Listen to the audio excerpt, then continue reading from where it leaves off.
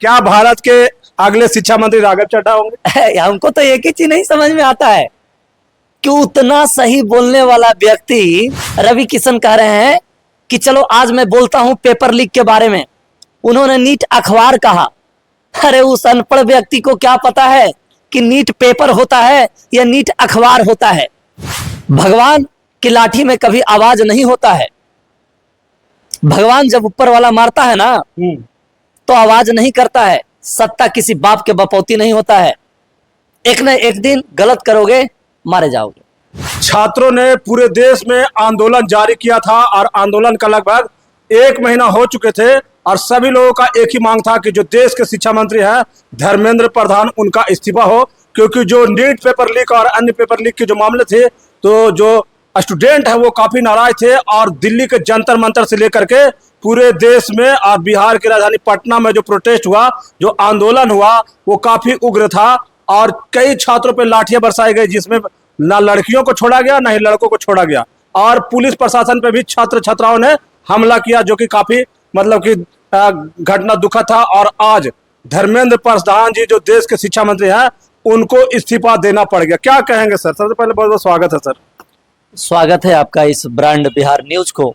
मैं तो यही कहना चाहूंगा कि मैं सरकार को यही सजेशन देता हूं कि आप ऑलवेज अकड़ करके नहीं रहिए, अपनी बातों पर मत रहिए। जनता में इतनी ताकत होती है कि अगर जो वो चाह लेगी तो अभी आप धर्मेंद्र प्रधान जी को इस्तीफा दिलवाए हैं, आपको भी हटाया जा सकता है। इसलिए आप अकड़ करके नहीं रहिए। जहां अन्याय होगा तहां हम सभी शिक्षक, छात्र, जनता मिलकर के प्रोटेस्ट करेंगे और जब तक बात नहीं सुनेगी तब तक प्रोटेस्ट जारी रहेगा। आपको मतलब किनको?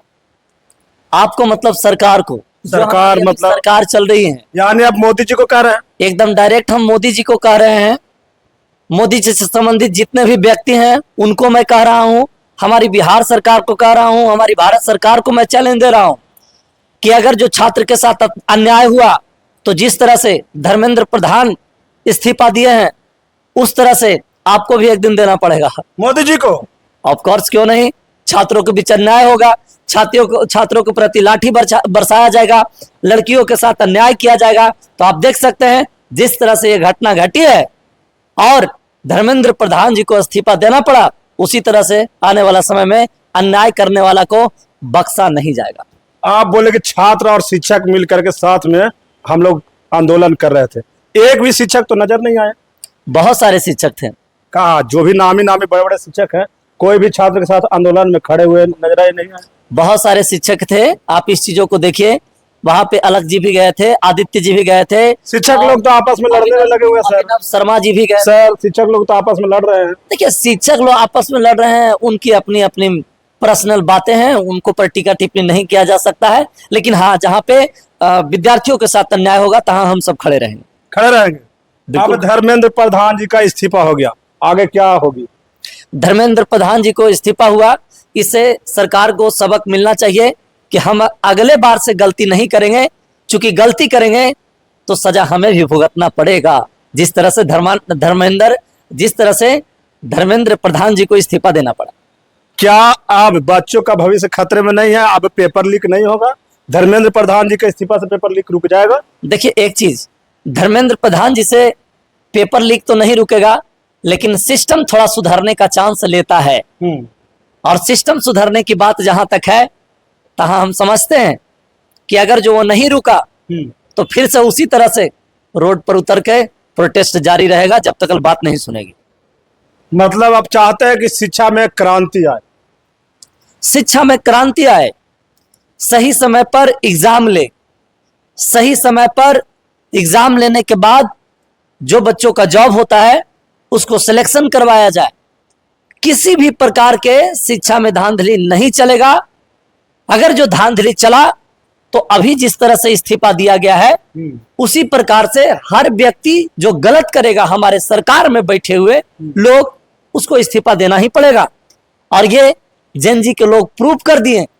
आज मॉडर्न वाले जितने भी विद्यार्थी हैं, लोग हैं, ये प्रूव कर दिए अन्याय नहीं चलेगा, नहीं चलेगा। क्योंकि एक चीज याद कर लीजिए, भगवान की लाठी में कभी आवाज नहीं होता है। भगवान जब ऊपर वाला मारता है ना तो आवाज नहीं करता है, सत्ता किसी बाप के बपौती नहीं होता है। एक न एक दिन गलत करोगे, मारे जाओगे। चलिए, धर्मेंद्र प्रधान जी का इस्तीफा हो गया, अब भारत के अगले शिक्षा मंत्री कौन होंगे? ये तो अभी हम लोग डिसाइड नहीं कर सकते हैं, ये डिसाइड सरकार करेगी। उम्मीद करते हैं कि बेहतर शिक्षा मंत्री को लाए, जो पेपर से संबंधित किसी प्रकार से गड़बड़ ना करे, फॉल्ट ना करे। मैं उनको अग्रिम शुभकामना देता हूं। आम आदमी पार्टी से एक सांसद बीजेपी में ज्वाइन किए हैं, जानते हैं उनका नाम आप? बिल्कुल, क्यों नहीं, दुनिया जानता है। क्या नाम राघव उनका? चड्ढा जी राघव चड्ढा जी। है।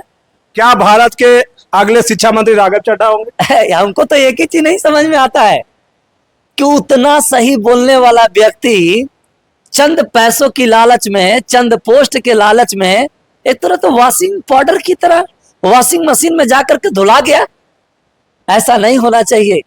अगर जो आप विद्यार्थियों के प्रति आवाज उठा रहे हैं तो हमेशा आवाज उठाने का कार्य करना चाहिए। राघव चड्ढा भारत के नए शिक्षा मंत्री बनेंगे? देखिए, ये तो कहा नहीं जा सकता है।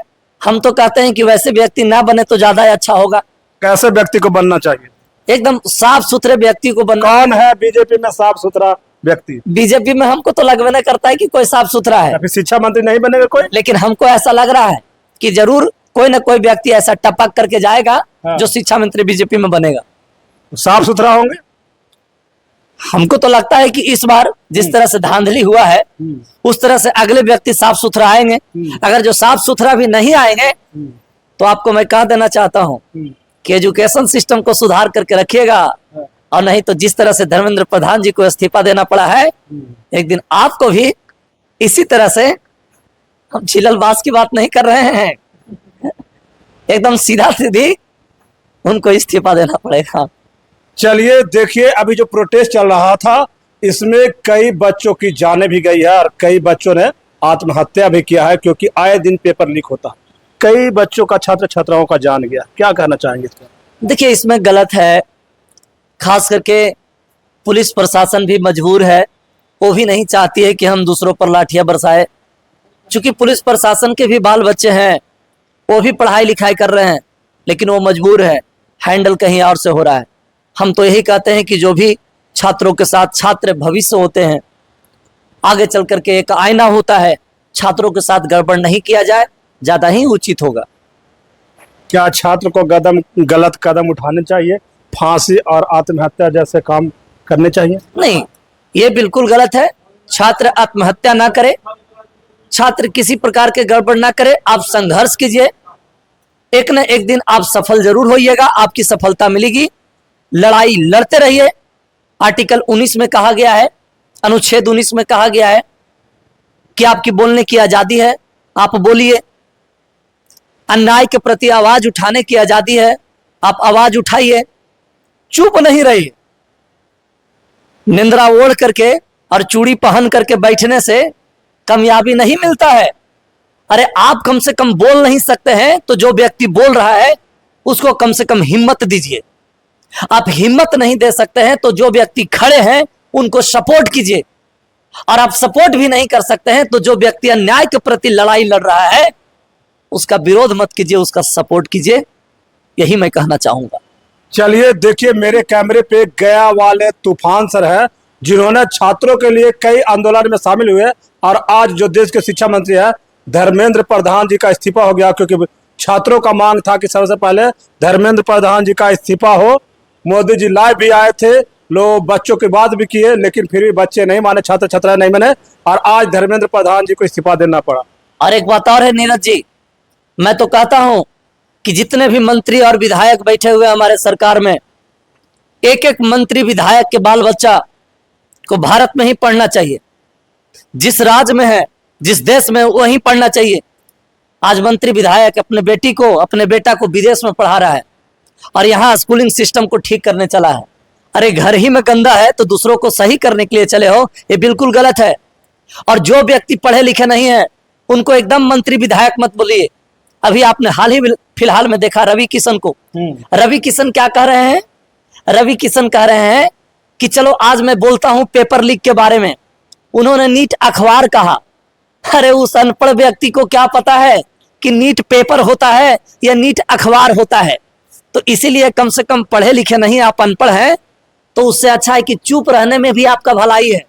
तो जितने भी नेता बन रहे हैं और अलर जलर जो बोल रहे हैं, वो आप शिक्षा के मंच को आप राजनीति मंच ना समझे और आप चुप रहिए। गलती से आप विधायक और मंत्री बन गए हैं, उसी में भलाई है। और नहीं तो ऐसा रेले जाओगे कि दुनिया याद करेगा, मुंह पर थूक फेंकने का काम करेगी, याद रख लीजिए।